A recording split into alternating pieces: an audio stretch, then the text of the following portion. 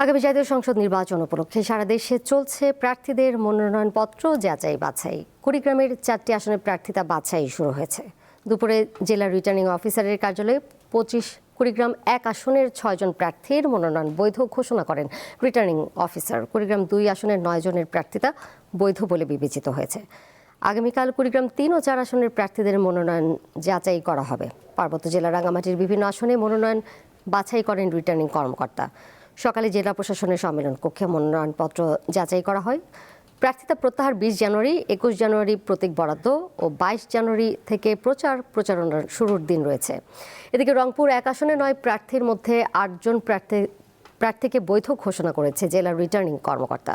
দ্বৈত নাগরিকত্বের তথ্য অসম্পূর্ণ থাকায় প্রার্থিতা বাতিল হয়েছে জাতীয় পার্টির মনোনীত প্রার্থী ব্যারিস্টার মঞ্জু মালির।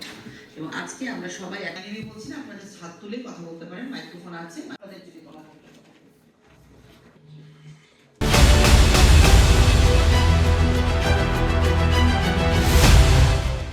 মনোনয়নপত্র যাচাই বাছাইয়ের আরও খবর জানাতে পটুয়াখালী থেকে যুক্ত রয়েছেন সহকর্মী মোহাম্মদ ইমরান। যাচ্ছি তার কাছে। ইমরান, মনোনয়নপত্র তো যাচাই বাছাই কার্যক্রম চলছে, এ পর্যন্ত কতজনের প্রার্থিতা বৈধ বলে ঘোষণা করা হয়েছে? দেখুন, আসলে পটুয়াখালী কিন্তু 4টি আসন নিয়ে গঠিত। এই 4টি আসনেই কিন্তু আসলে নির্বাচনের আমেজ কিন্তু বিরাজ করছে। আমরা এখানকার নির্বাচন অফিসের সঙ্গে কথা বলেছি, তারা যেটা জানিয়েছেন যে এই পটুয়াখালী 4টি আসন থেকে মোট কিন্তু 33 জন আসলে তাদের মনোনয়ন ফর্ম সংগ্রহ করেছেন। এর মধ্যে কিন্তু 27 জন মনোনয়নপত্র আসলে জমা দিয়েছিলেন। এই জমা দেওয়ার পরে আজ কিন্তু মনোনয়নপত্র যাচাই বাছাই হয়েছে।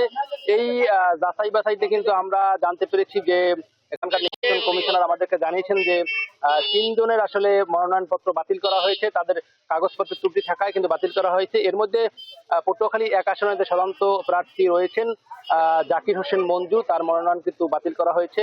এবং পটুয়াখালী 2 আসনের যে গণ অধিকার পরিষদের যে প্রার্থী ছিলেন হাবিবুর রহমান, তার মনোনয়ন বাতিল করা হয়েছে। এবং পটুয়াখালী 2 আসনের অপর যে প্রার্থী খেলাফত মজলিসের তার মনোনয়ন কিন্তু বাতিল করা হয়েছে। এছাড়া হেভিওয়েট যে প্রার্থী রয়েছে তাদের কারোর কিন্তু মনোনয়ন বাতিল করা হয়নি, সবাই কিন্তু আসলে বৈধ বলে ঘোষণা হয়েছেন। এই 27 জন প্রার্থীর মধ্যে মোট 24 জন প্রার্থীকে কিন্তু আসলে আজ জেলা প্রশাসক এবং জেলা রিটার্নিং কর্মকর্তা কিন্তু তাদেরকে বৈধ বলে ঘোষণা করেছেন। এই নির্বাচনকে কেন্দ্র করে মানুষের মধ্যে আমরা কিন্তু এক ধরনের উৎসাহ উদ্দীপনা লক্ষ্য করেছি। ইতিমধ্যে যে সকল প্রার্থীরা রয়েছে তারা কিন্তু বাড়ি বাড়ি গিয়ে মানুষের কাছে বা ভোটারদের কাছে তারা কিন্তু ভোট প্রার্থনা করছেন।